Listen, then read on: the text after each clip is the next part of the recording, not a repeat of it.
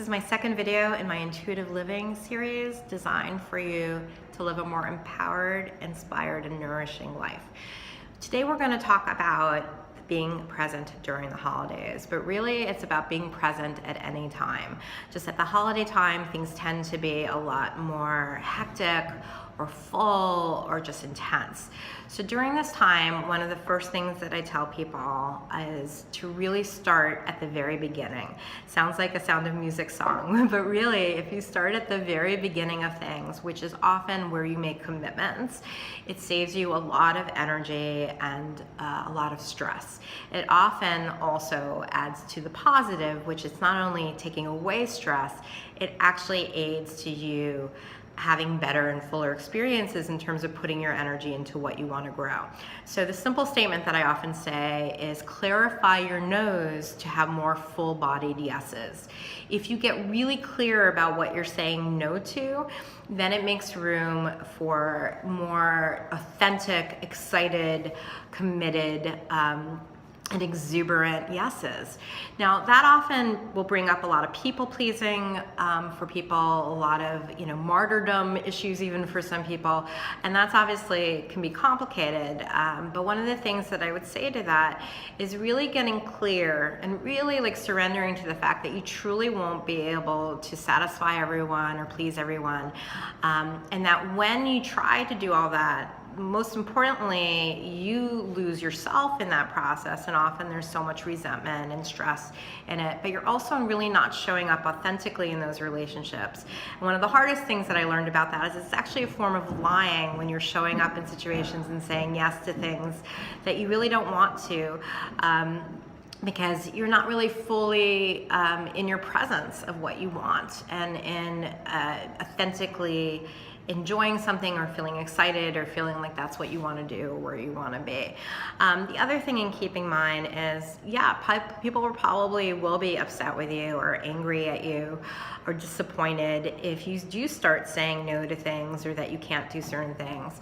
Now again, I'm saying, have integrity and consciousness and respect in what you say yes to and what you say no to. But in the end, you might have to risk other people, especially if they're used to you saying yes to many things, being upset with you. But again, you have to be really clear. It's only you who's going to set your time and your energy. And it's very easy, especially in this day and age, to get really depleted. And around the holidays, so much is being asked from us. So some of your best friends, I think, in terms of statements, can often be saying things such as, let me get back to you. So for instance, somebody's asking you to do something really that gives you a little bit more time if you're not sure yet, or if you have anxiety about saying no right away. The other statement that I think is actually masterful, but sometimes it's hard to do, is simply saying, this doesn't work for me. Not every circumstance is it appropriate to simply say that and not have more explanation, but often more circumstances than you think. Simply saying that doesn't work for me actually keeps things clearer and less muddy and open to interpretation or going back and forth than going into a whole explanation. And the people who often really respect that are people often that either are needing boundaries themselves or actually are pretty boundaried themselves in terms of that. The other thing that I want to say to you in terms of where you're putting your energy and the no's and the yeses is some of you actually probably have more of an issue in that you say no to everything and you're not saying yes to things. So around the holiday season, I think it's often a really great time to actually maybe challenge yourself a little bit. Is there certain experiences that you really want to say yes to, but you're feeling nervous about? For instance, my birthday's coming up and I want to do karaoke with a group of friends. Now, I am not a good singer. I'm a horrible singer, but I love singing and I love music. And I realized that if I go with a group of friends who are not judgmental and not competitive about this kind of thing, which is key for me, I can really show off in my joy and really, just sing full blast and not care what it sounds like because it's really about the experience.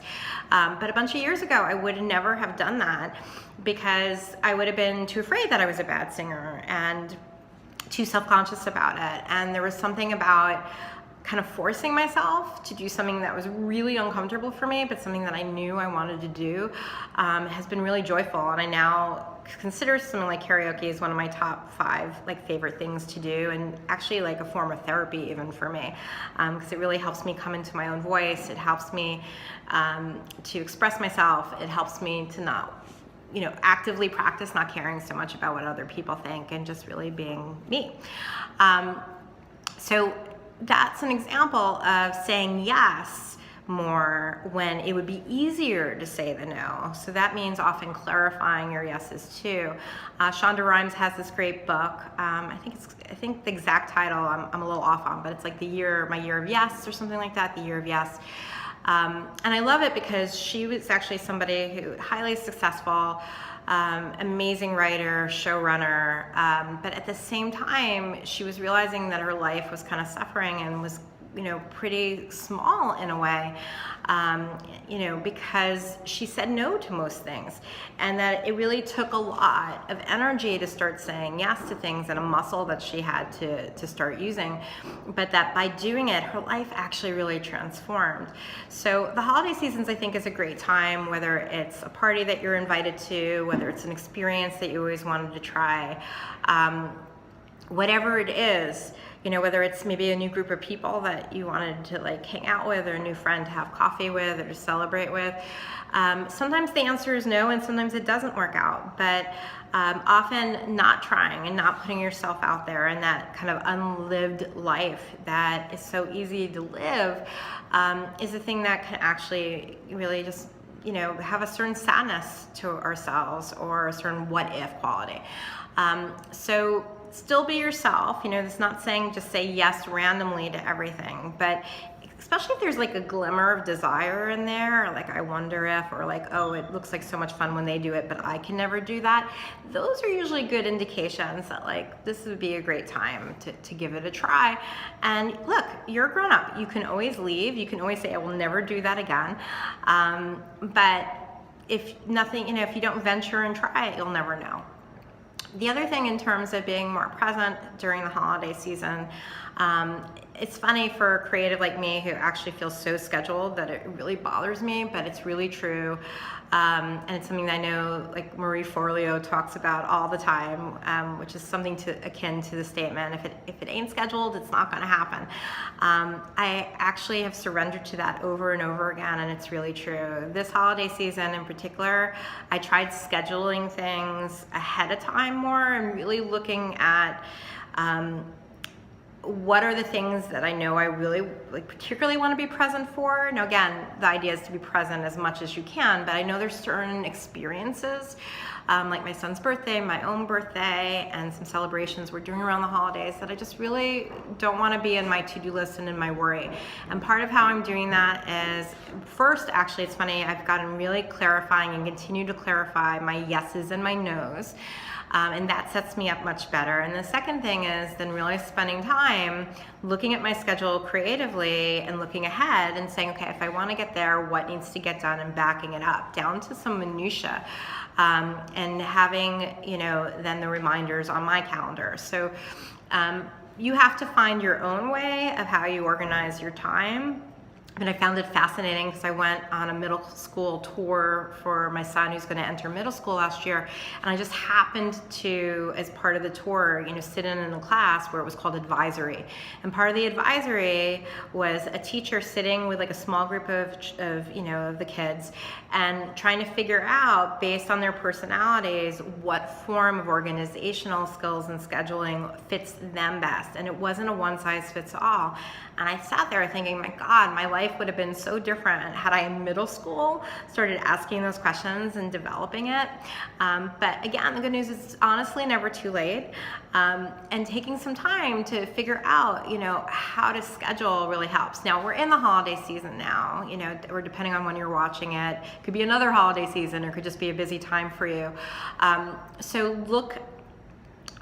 just keep it even really simple. Just start looking at the month or the next few weeks or whatever is that time period, and start working backwards. Like even for me, the working backwards means sometimes looking at the night before things too and what needs to be set up for me to really enjoy more. And that's in every category, whether it's, oh, I need to get these shoes fixed because I want to wear it for that event or for that time, or whether it's these are the ingredients I'm going to need to cook something for Christmas when people come over, to certain things happening with work and getting really clear about what are my must items on that list and what are the things that if I run out of time I don't have to do and I can slot in another way. And reviewing that and keeping that updated based on things as they change really helps a lot. The other idea and tip that I have about being present during the holiday season or any time of year sounds simple. So many people don't do it, but it helps so much, which is really taking a moment or two to take some deep breaths. What I often say is, depending on if you're going somewhere else or going into whether it's even a meeting somewhere or an experience, whether you're excited about it or even nervous about it, I often say take a few minutes to breathe. For me, I'm an extrovert, but also kind of an introvert at the same time. Sometimes I need to literally go into a bathroom before I go someplace, or just spend a few more times outside or wherever you are on my own. Just taking a few breaths and literally saying to myself, and sometimes even saying out loud, depending on where I am, I call my energy back. I ask to be fully present to this. I ask to let go of what came before and what's coming after, and I ask to open to the sweetness and to the experience of right now. Now, sometimes the experiences that you want to be present for are not even the sweetest experiences. Sometimes they might be stressful or they might be necessary, but not necessarily something you're excited about. Asking yourself to really fully be present, and I often just add in to be really fully supported, and to surrender to that support that's always around me and within me. Now, it changes my energy, it shifts my energy, it really does bring more of myself in, and it also is really comforting to get that sense of not completely being alone in the situation. So that can dovetail with whatever your spiritual or religious beliefs are, just your personal beliefs. It could be calling just more of yourself in and the different parts of you in. It doesn't have to be something outside of yourself. It can really help a tremendous amount.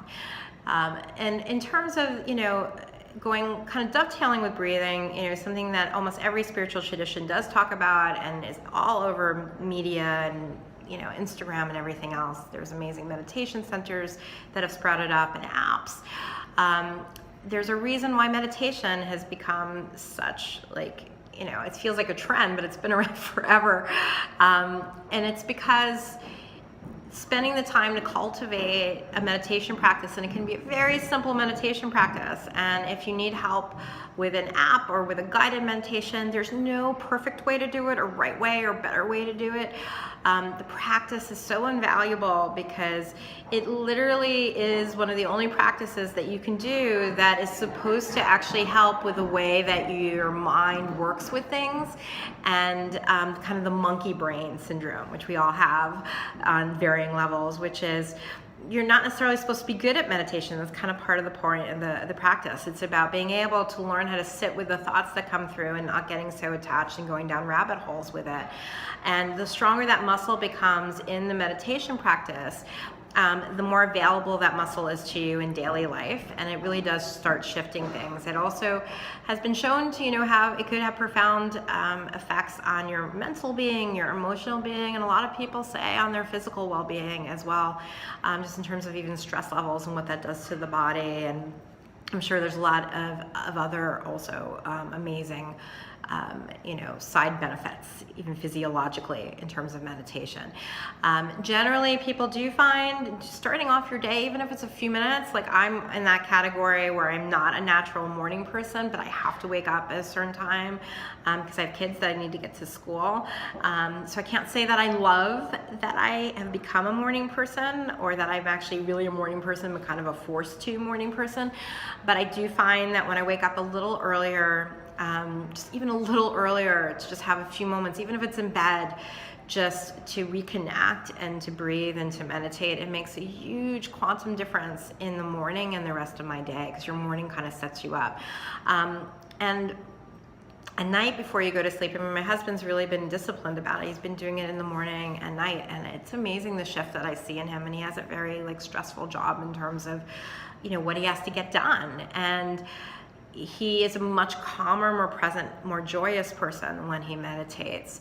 And the thing about doing that is, if you miss a day, it's not about, again, doing anything perfectly.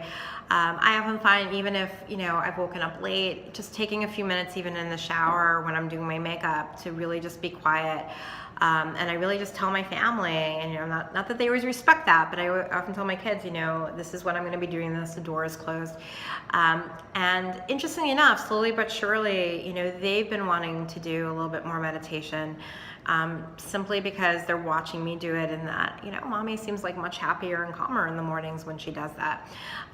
So again, whether it's just yourself or for your family, it's not about forcing anyone to do it, right? But it's about looking at what the benefit is. I am not a natural born meditator, but noticing how much better I feel when I do that, even if it's a bit alarming to me at times about how many thoughts come into my brain and how hard it is to get centered, I realize, well, that's what's running me anyway.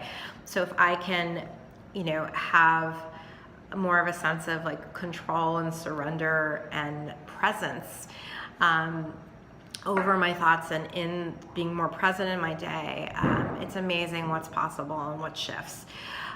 The other thing that I would say to you in terms of being more present during the holiday times is to cultivate joy. Holiday times, again, they could be naturally really sweet. They can be naturally very joyous for you, even if there's a lot of things to do and stressful. Or it can be historically stressful for you and just sad, depending on what your associations are with the holidays.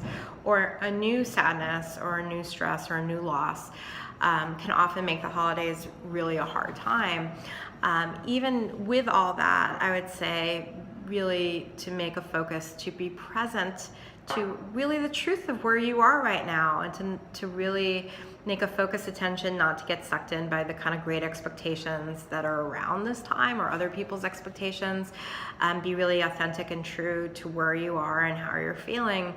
And no matter what's happening, even if it's really small, just cultivating some elements of joy, again, whether this is the holiday season or another time of year that's stressful.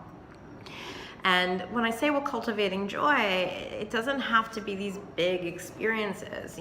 Sure, would flying off to Paris for a weekend or a week be a huge cultivation of joy for me? Absolutely. Is that going to happen over the next few weeks? Probably not for me, but that doesn't mean that I can't cultivate joy. And obviously that's like a very big example, but I even mean like having this like a huge expectation around like all these different things you want to do around the holidays. Might not be time feasible, or might not be financially feasible, or might not even be necessary. Cultivating joy can be just, these small actions or things that bring joy, to your heart. So part of it for me is I actually love doing certain things around the holidays. My daughter's preschool just had last weekend a yearly sing-along of different holiday songs. And there's something about going there with these groups of people where we all are just like singing together in a beautiful setting. It actually really moves me and really brings me such joy, and often kind of gets me into the spirit of the holidays that I'm often longing for but don't always feel. And sometimes it's things that have nothing to do with what other people have created. It's just things like experiences that I create for myself. I take myself often, I pick, either the same favorite place or a new favorite place that I want to take myself out for like a leisurely tea or lunch, or to do it with like a loved one during this time of year. I live in New York City, and one of my favorite things to do is to take a look at different holiday windows. And there's certain places in particular that I love seeing, and so I actually set that in my schedule. I take a look about, and sometimes it's being really practical, like maybe I have a meeting or I have to work with somebody in that area, or I have an appointment, and try to do it in that time frame. I love decorating our home for holidays, but we don't have a lot of time to do it. This is a really busy time of year for me. So for us, we do have a Christmas tree, and taking the time to actually do that with my family, put on music really makes me like incredibly happy. I have found that for us to have the time to really enjoy it, sometimes that actually means me just putting on the lights on the tree and getting that prepped another time, because I kind of don't really care about that, at least my kids don't, so that I have more time to really be fully more present with them for when we hang the ornaments. And then when I do that, I make sure, it seems like a small tip, but this is a tip for anything and any time of year, including the holidays, is really, you know, be conscious of how much time you're on your cell phone or on computers, on any technology. This is a hard one for a lot of people, including myself, and we could do a whole topic on that. But I often, you know, will just simply as a reminder, it's like a quick thing that I'll think to myself, you know, will I ever miss the moments that I wasn't on my phone versus having this moment with my daughter, with myself, or with my friend?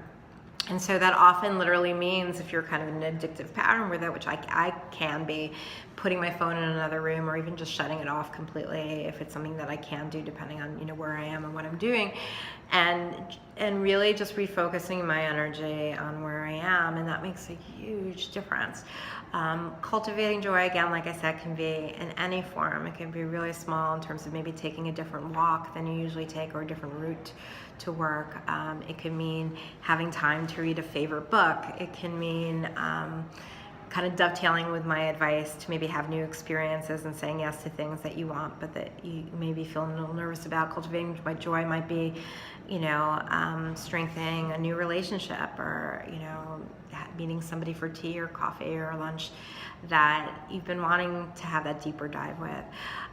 In a very poignant way, you know, over the last few years, there have been some people, they happen to be moms of kids in my kids' school, who we always say, oh, let's have coffee, let's make time. And over the last few years, you know, we've lost, you know, two of these incredible women have passed away pretty suddenly.